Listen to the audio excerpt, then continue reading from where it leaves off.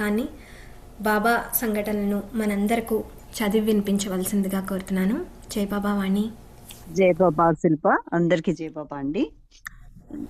ఇది మనం last week పుకార్ బాబా దర్శనానికి వెళ్ళడం, అప్పుడు బాబా ఏంటంటే మండలి వాళ్ళు చేసిన తప్పులు ఏవైతే ఉన్నాయో వాటికి బాబా చెంప మీద కొట్టుకోవడం, వాటికి శిక్ష అనుభవించేవారు. ఆయన తనకి తానుగా శిక్ష వేసుకునేవారు. ఆ సందర్భం వరకు చదువుకున్నాము. ఆ తర్వాత నేను ఇప్పుడు కంటిన్యూ చేస్తున్నాను. బాబా స్వయంగా శిక్షణ అనుభవించిన దృశ్యం కళ్ళారా చూడగానే ఆయన కళ్ళు అశ్రుపూరితాలయ్యాయి. బాబాపై ఆయన గల వ్యతిరేక భావం అక్కడ జరిగిన సన్నివేశం చూడగానే మంచులా కరిగిపోయింది. అంత సహనం కలిగిన మహత్తర వ్యక్తి మోసగాడు కాదు. కావున బాబా చెప్పిన మాటల్లో అసత్యం ఉండదు. ఆయన చెప్పినట్లు బాబా సాక్షాత్తు భగవంతుడే అనే విశ్వాసం కలిగింది. కొన్ని మాసాలుగా పుకారు బాబాను కలుసుకోవడానికి చేసిన ప్రయత్నం ఈ రకంగా ఫలించింది. బాబా మండల్లో ఒకడై మున్ముందు జీవితాంతం బాబా సేవ చేసుకునే భాగ్యానికి నోచుకున్న పుకారు మనస్సులో అంతవరకు చోటు చేసుకున్న వ్యతిరేక భావాన్ని మాట అయినా మాట్లాడకుండా అలాంటి సన్నివేశాన్ని కల్పించి తద్వారా పుకారు హృదయంలోని ప్రేమను మేల్కొల్పారు బాబా. ఆ రోజు ప్రేమికులు ప్రేమతో ఇచ్చిన డబ్బును బాబా బీహార్ రాష్ట్రంలో సంభవించిన వరద బాధితులకు స్వయంగా ఆ గ్రామాలకు వెళ్ళి పంచిపెట్టి ప్రభుత్వ సహాయం అందని ఎన్నో కుటుంబాలను ఆదుకున్నారు. అలాగే గూడూరు, మద్రాసు, హైదరాబాద్ పట్టణాల్లో బాగా బ్రతికి ఆర్థికంగా చితికిపోయి దుర్భర జీవితం గడిపే పేదవారికి ధన సహాయం చేశారు. నిత్యం భిక్షమడిగే వారికి కాక బాగా బ్రతికి కాలక్రమేణా పేదవారై జీవనాధారం లేక భిక్షమడగటానికి మనసొప్పక దుర్భర జీవితం గడిపిన వారికి చేసిన దానం యుక్తమైనదని, నిజమైన దానం అన్నారు బాబా. వారి హృదయాంతరాళంలో నుండి చేసే ఆర్తనాదం సర్వహృదయకుడైన బాబాకు వినిపించకుండా ఎలా ఉంటుంది? బాబా ఆదుకున్న అలాంటి కుటుంబాలకు సంబంధించిన 2 సంఘటనలు ఇక్కడ వివరించబడినవి. బాబా మద్రాసు వద్ద గల గూడూరు నగరం వెళ్ళి రైలు స్టేషన్లో కూర్చుని ఈరిచ్ను అలాంటి కుటుంబం నివసిస్తున్న అడ్రస్ తీసుకుని రమ్మన్నారు. అక్కడి భాష రాదు. అలాంటి కుటుంబం వారి ఊరు పేరు తెలియదు. మరి కనుక్కోవడం ఎలా? ఈ జగన్నాటక సూత్రధారి అయిన బాబా వద్ద సర్వము అర్పణ చేసి జీవితం గడుపుతున్న ఈరుచు బాబా తన పని ఎలా నెరవేర్చుకుంటాడో తెలుసు. కావున బయలుదేరి వెళ్ళి ఒక టీ అంగడి వద్ద టీ త్రాగడానికి వెళ్ళి నిలబడ్డాడు. అక్కడే నిలబడిన ఇద్దరు ఎక్కువ భాగం ఇంగ్లీష్లో మాట్లాడుకుంటున్న సంభాషణ విన్నాడు. వారు బాగా బ్రతికి మోసపోయి చితికిపోయిన ఒక కుటుంబం గురించి మాట్లాడుకుంటున్నారు. వారిని అర్థించి ఆ కుటుంబం యొక్క వివరాలు తెలుసుకున్నాడు. ఆయన ఒక కాంట్రాక్టరు. అతని భాగస్వామి చేసిన మోసానికి బలి అయి తన ఆస్తినంతా పోగొట్టుకున్నాడు. పెద్ద బంగళా ఉండేది. అది కూడా ఆ భాగస్వామి స్వాధీనం చేసుకుని ఆయన్ను నిరాశ్రయుడిగా చేశాడు. ఇప్పుడు మోసం చేసిన భాగస్వామి ఆ బంగళాలో ఉంటుంటే అసలైన ఆ యజమాని పూరి గుడిసెలో చావలేక బ్రతకలేక జీవన సమరం సాగిస్తున్నాడు. ఆయనకు వివాహానికి ఎదిగిన ఒక కూతురు కూడా ఉంది. ఏరిచ్చు ఆ బంగళా వద్దకు వెళ్ళి అతని అడ్రస్ అడిగితే ఆ భాగస్వామి వచ్చి తనకు తెలియదు పొమ్మని కోపంతో గేటు వేసుకుని వెళ్ళిపోయాడు. వెంటనే ఒక చిన్న కుర్రవాడు లోపల నుండి వచ్చి ఈరిచ్కు ఆ వీధి చివరిలో వారుండే గుడిసెను చూపించి వెళ్ళిపోయాడు. ఈరిచ్ స్టేషన్కి వెళ్ళి బాబాను తీసుకుని బాబా ఆదేశానుసారంగా ఒక బకెట్లో నీరు తీసుకుని ఆ పూరి గుడిసె వద్దకు వెళ్ళాడు. వీరు వెళ్ళిన సమయంలో ఆ అభాగ్యుని కూతురు కృష్ణుని విగ్రహం ముందు ప్రణమిల్లి, కృష్ణ, దీపావళి రోజు కనీసం దీపం వెలిగించడానికి నూనె కూడా లేని దుర్భర దారిద్ర్యంలో ముంచివేశావు. పాలం ముంచిన నీట ముంచిన నీదే భారం అని ఏడుస్తోంది. ఈరచు వెళ్ళి విషయం ఆమెకు చెప్పి ఆమె తండ్రిని లేపి కూర్చోపెట్టాడు. ఆ అమ్మాయి ఆంగ్లంలో చాలా చక్కగా మాట్లాడింది. బాబా వీళ్ళతో ఆయన పాదాలు కడిగి ప్రేమ హృదయాలు ఇచ్చిన దైవదక్షిణ స్వీకరించమంటూ ఆయన చేతిలో 500 రూపాయలు పొట్లో ఉంచారు. ఆ అమ్మాయి ఊహించకుండా అవసరానికి అందిన ఆ డబ్బును చూసి ప్రేమాతిశయంతో కృష్ణుడే తన మొర ఆలకించి ఈ రూపంగా వచ్చి తమను ఆదుకున్నాడని భావించి మళ్ళీ కృష్ణ విగ్రహం ముందు వెళ్ళి మోకరిల్లింది. వచ్చింది సాక్షాత్తు కృష్ణుడే అని ఆమెకేమి తెలుసు అని తలుస్తూ బయటికి నడిచాడు ఈరుచు. హైదరాబాద్లోని కోటీశ్వరుడైన ఒక నవాబు ఉండేవాడు. ఆయనకు సరుకులు చేరవేసే రైలు పెట్టెలు కూడా ఉండేవి. పెద్ద వ్యాపారం ఉండేది. ఆయన మరణిస్తూ తన కుమారుని పిలిచి 3 తరాల వరకు తిన్నా తరగని ధనాన్ని కూడబెట్టాను. నీ ఇష్టం వచ్చినట్లు ఖర్చు చేసినా లోటు ఉండదు అని చెప్పి చనిపోయాడు. కుమారుడు తనకు సంక్రమించిన ఆస్తిని జూదం, గుర్రపందాలు మొదలగు ఎన్నో వ్యసనాల్లో ఇష్టం వచ్చినట్లు ఖర్చు చేశాడు.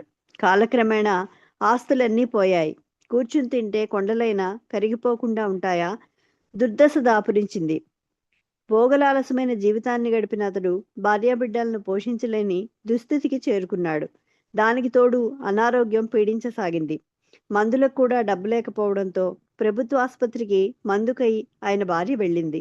ఆ సమయంలో బాబా ఆ వ్యక్తి వద్దకు వెళ్ళారు. ఆయన లేపి కాళ్ళు కడిగి చేతిలో దైవదక్షిణగా డబ్బు పెట్టారు. ఆ డబ్బును చూసి నమ్మలేక ఆశ్చర్యంతో స్పృహ తప్పి పడిపోయాడు. అంతలోనే ఆయన భార్య అక్కడికి వచ్చి తన భర్తనేం చేశారు, చచ్చిపోయాడు కాబోలు అని రోధించసాగింది. చుట్టుపక్కల వాళ్ళు వచ్చి బాబా అనుచరులను దూషించసాగారు.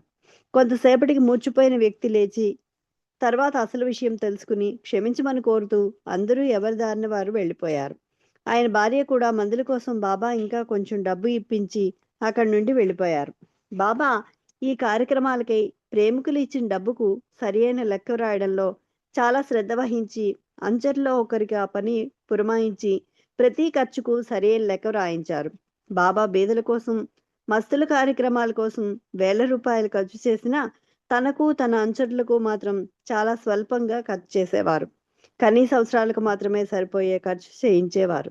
ఎవరికీ తెలియకుండా, ఏ ప్రచారం లేకుండా నిరాడంబరంగా ఆర్తులైన వారికి ఈ రకంగా సహాయం చేయడమే గాక ప్రేమపూరిత హృదయాలను ప్రేరేపించి వారి ద్వారా సేకరించిన ధనాన్ని దుర్భర దారిద్ర్యంలో మగ్గుతున్న అనేక మంది ఆర్తులకు సహాయాన్ని అందించే పని యుగావతారుడు, ప్రేమమూర్తి, కరుణామయుడైన మెహర్ బాబాకు తప్ప అన్యులకు సాధ్యమవుతుందా? మనోనాశన కార్యక్రమం. నవజీవనం తర్వాత కొనసాగిన స్వేచ్ఛా జీవితంలో బాబా హైదరాబాదులో వనరించిన మనోనాశన కార్యక్రమం ఎంతో మహత్తరమైంది. అంతకు పూర్వం కూడా మస్తుల కార్యక్రమంలో భాగంగా చాలాసార్లు హైదరాబాదులో ఉన్నారు. నీలి బస్సులో చేసిన పర్యటనలో భాగంగా 9/12/38 నుండి 18/12/38 వరకు హైదరాబాదులో మకాం చేసి విశ్వ ఆధ్యాత్మిక కేంద్ర స్థాపనకు అనువైన స్థలం గురించి హైదరాబాద్ పరిసర ప్రాంతాల్లో అన్వేషణ సాగించారు. తర్వాత 1945, 1947, 1949, 1950 సంవత్సరాల్లో అనేక సార్లు హైదరాబాద్లో బస చేశారు. 1950 సంవత్సరం జనవరి 16వ తేదీ నుండి చాలా కాలం హైదరాబాద్ కేంద్రంగా మకాం చేసి పనిచేశారు. ఎందరో మస్తులను హైదరాబాద్లో కలుసుకుని సాంగత్యం చేశారు. 1951 సంవత్సరం అక్టోబర్ 16వ తేదీ నుండి 23వ తేదీ వరకు బాబా హైదరాబాద్ నగర్ శివారులో గల ఖోజాగూడ అనే గ్రామం పక్క గల ఒక కొండపై ఏకాంతవాసం చేసి ఈ మనోనాశన కార్యక్రమాన్ని చేశారు. ఈ కార్యక్రమం కోసం బాబా 1951 జూన్ మాసంలోనే మండలివారితోనూ ప్రేమికులతోనూ ఒక సమావేశం ఏర్పరిచి ఈ కార్యక్రమానికి కావలసిన ఏర్పాట్ల గురించి చర్చించారు.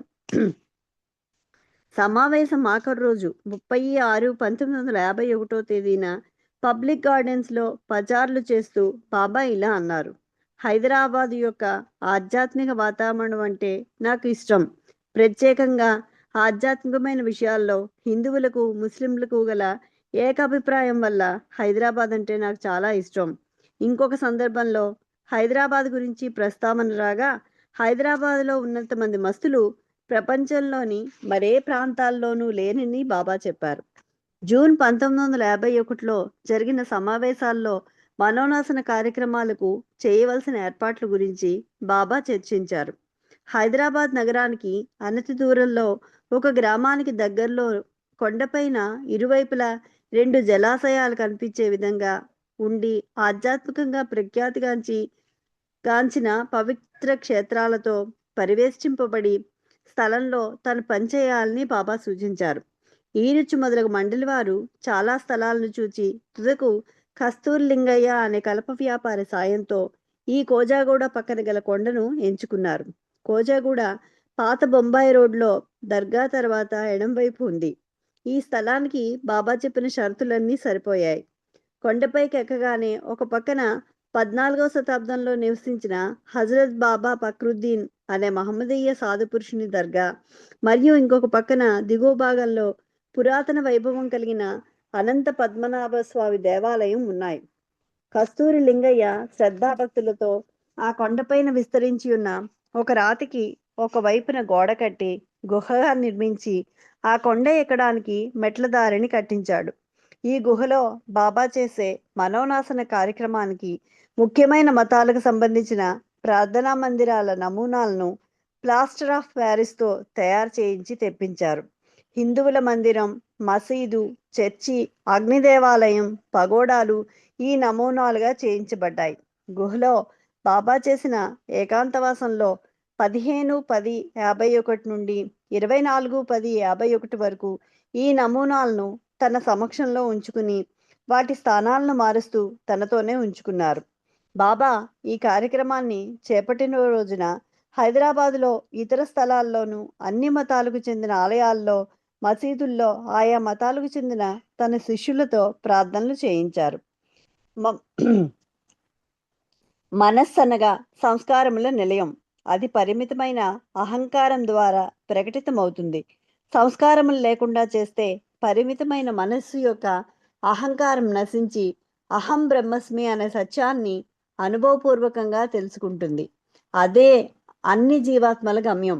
బాబా సనాతనుడు, అవతారుడు కాబట్టి ఆయనకు తనదంటూ ఏ సంస్కారం ఉండదు. ఆయన పని యావత్ ప్రపంచానికి జీవాత్మల కోసమే గాని ఆయన కొరకు కాదు. ఈ మనోనాశన కార్యం కూడా ద్వంద్వాలకు బద్దులైన మానవాళిని ద్వంద్వాతీతమైన నిజ స్వరూపాన్ని తెలుసుకునే దారిలోకి మళ్లించడానికి, భౌతికం నుండి ఆధ్యాత్మికం వైపు మానవాళి మనసును త్రిప్పడానికి ఉద్దేశించిందే. హైదరాబాద్లో ఈ మనోనాశన కార్యక్రమం ముగిసిన తర్వాత బాబా హైదరాబాద్ నుండి మెహరాజాద్కు గుస్తాద్జీ, బాయిదుల్, పెండు, ఈరుచ్ మరియు దౌలత్ సింగ్ అనే 5 అనుచరులతో 24-10-1951 మధ్యాహ్నం ప్రయాణమయ్యారు. కాలినడకతో వెళ్లాలని నిశ్చయించిన ఆ ప్రయాణం అవసరాన్ని బట్టి బస్సు, లారీ, ఎద్దుల బండి మొదలగు వాహనాల్లో కూడా సాగింది. మెహరాజాద్ వెనుకగా గల తెంబికొండ, ఏకాంతవాసపు కొండ చేరడానికి 1 నెల రోజులు పట్టింది. ఈ ప్రయాణం లింగంపేట, జోగిపేట, సదాశివపేట, చిటగోప, హోమ్నాబాద్, గుల్బర్గా, యాదగిర్, తుమ్కూర్, తుల్హాపూర్, ఉస్మానాబాద్, కుల్దాబాద్, దౌలతాబాద్, ఔరంగాబాద్, ఎల్లోరా, పైఠాన్, నాందేడ్ మొదలగు పలు గ్రామాల్లో పట్టణాల మీదుగా సాగింది. అస్వస్థత కారణంగా దౌలత్ సింగ్ను ఔరంగాబాద్లో విడిచి వెళ్లారు. మెహరాజాద్ కొండకు చేరకముందు ఆఖరి మజిలీ బాబా ఇమాంపూర్ మసీదులో చేశారు. అది పాడుపడిపోయి వాడుకలో లేని పురాతన కట్టడం. ఈరిచ్ నేలను శుభ్రపరిచి గొంగళీపరిచి బాబా పడుకోవడానికి ఏర్పాట్లు చేశాడు. బాబా విశ్రమించగానే పైకప్పు నుండి ఏదో శబ్దం వచ్చింది. బాబా ఏరుచ్ను పిలిచి అదేదో చూడమన్నారు. అక్కడ ఒక పక్షి ఉంది. దాని రెక్కల కదలిక వల్ల శబ్దం వచ్చింది. ఆ పక్షిని బయటకు తోసేయమన్నారు బాబా. అలా చేయడానికి ఈరుచి పక్షి గూట్లో చేయి పెట్టాడు. వెంటనే బాబా చప్పట్లు కొట్టి ఈరుచిని పిలిచి ఆ పక్షిని బయటకు తోసేసావా అని అడిగారు. లేదు బాబా అన్నాడు ఈరుచు. భగవంతుని దయ వల్ల ఆ పని జరగకపోవడం మంచిదయింది. నవజీవన నియమాల ప్రకారం మన ఏ జీవికి హాని తలపెట్టరాదు కదా, మర్చిపోయావా? ఆ విషయం నాకెందుకు గుర్తు చేయలేదు అని బాబా ఈరుచును మందలించారు. పోనీలే, ఆ పక్షిని దాని గూటి నుండి బయటకు త్రోసేయలేదు. అలా జరిగి ఉంటే నవజీవన ఘట్టం యావత్తు నిష్ప్రయోజనం అయిపోయేది అన్నారు బాబా. మన్నాడు ఉదయం బాబా సహచరులను సమావేశపరిచి ఈరుచి ద్వారా రాత్రి జరిగిన సంఘటన వివరాలు తెలియజేశారు.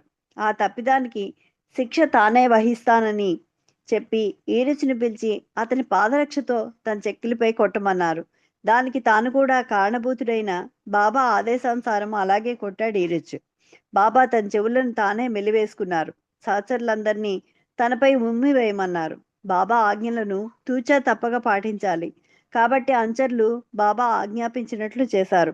అప్పుడు వారు పొందిన మనస్తాపమును వర్ణించలేము. కానీ అది కేవలం బాబాకు మాత్రమే గోచరమయ్యేది. అనివార్య కారణాల మూలంగా తన అంచర్ల ద్వారా అట్టి అవమానానికి తన్ను తాను గురి చేసుకోవడం భావితరాల వారికి ఒక ఆదర్శాన్ని ఏర్పరిచి ఎట్టి పరిస్థితుల్లోనూ జీవరాశులన్నింటిలోనూ గల మనుగడను, అవిభాజ్యమైన ప్రాణాన్ని వినయంగా దయతో గౌరవించాలనే పాఠాన్ని నేర్పారని తోస్తుంది. 23/11/1951 నాడు మెహరాజాద్లోని ఆశ్రమం వెనుక గల తెంబికొండపై నిర్మించిన తన కుటీరానికి నేరుగా నడిచి వెళ్లారు బాబా. 14/12/1951 వరకు ఆ కొండపై ఏకాంతవాసంలో ఉండి తన విశ్వ కార్యాన్ని నెరవేర్చారు. ప్రత్యేకమైన తన విశ్వ కార్యక్రమం కోసం ఆ కొండపైన బాబా చేసిన ఏకాంతవాసం వల్ల, ఆయన దివ్య స్పర్శ వల్ల తెంబికొండపైన గల ప్రతి రాయి పునీతమై ఆయన కార్యానికి ప్రతీకగా నిలిచాయి.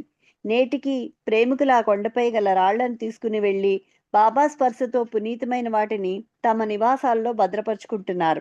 15/12/1951 నుండి మనోనాస్ కార్యక్రమంలోని ఆఖరి ఘట్టం మెహరాబాద్ కొండ దిగువ భాగంలో ఏర్పరిచిన క్యాబిన్లో ప్రారంభమైంది. 5 మతాలయాల నమూనాలను ఎవరూ ముట్టుకోకుండా బాబా తాను పక్కనే ఉంచుకున్నారు. వాటిని మనోనాస్ కార్యక్రమం ముగిసే వరకు తన సాన్నిధ్యంలోనే ఉంచుకున్నారు. ఆ కార్యక్రమం ద్వారా అన్ని మతాల్లోని నిగూఢమై ఉన్న ఆధ్యాత్మిక విలువలను బహిర్గతం చేసి పునరుజ్జీవింప చేయడమే అవతారుడైన మెహర్ బాబా చేసిన విశ్వ కార్యక్రమం యొక్క ఉద్దేశంగా తోస్తుంది. 31/1/1952 బాబా ఈరుచేత చేత వర్తులాకారంలో ఒక చిన్న గొయ్యి తవ్వించి తన స్వహస్తాలతో దుని వెలిగించారు. ఈరుచ్ ఒక కాగితంపై ప్రపంచంలోని మతాలన్నిటిలో గల కర్మకాండలు ఇందు మూలంగా అగ్నికి ఆహుతి చేయబడ్డాయి అని వ్రాయించి ఆ మాటలను బిగ్గరగా ఈరుచుతో చదివించి బాబా తన చేతులతో ఆ కాగితాన్ని చించి ముక్కలు చేసి దుల్లో వేసి భస్మం చేశారు. అగ్ని చల్లారిన తర్వాత ఆ బూడిదను తన చేతులతో ఎత్తి డబ్బాల్లో నింపించి భద్రపరిచారు. గోతిని పూడ్చివేశారు. ఆ బూడిదను దేనికి వాడకూడదని చెప్పి డబ్బాల్లో భద్రపరిచి ఉంచారు. ఆ మతాలయాల నమూనాలు కూడా మెహరాబాద్ మ్యూజియంలో భద్రపరచబడి ఉన్నాయి. నవజీవనానికి ముందు బాబా తన అంచర్లను సందర్భానుసారంగా భగవంతుని ఏ నామాన్నైనా స్మరించమని చెప్పేవారు.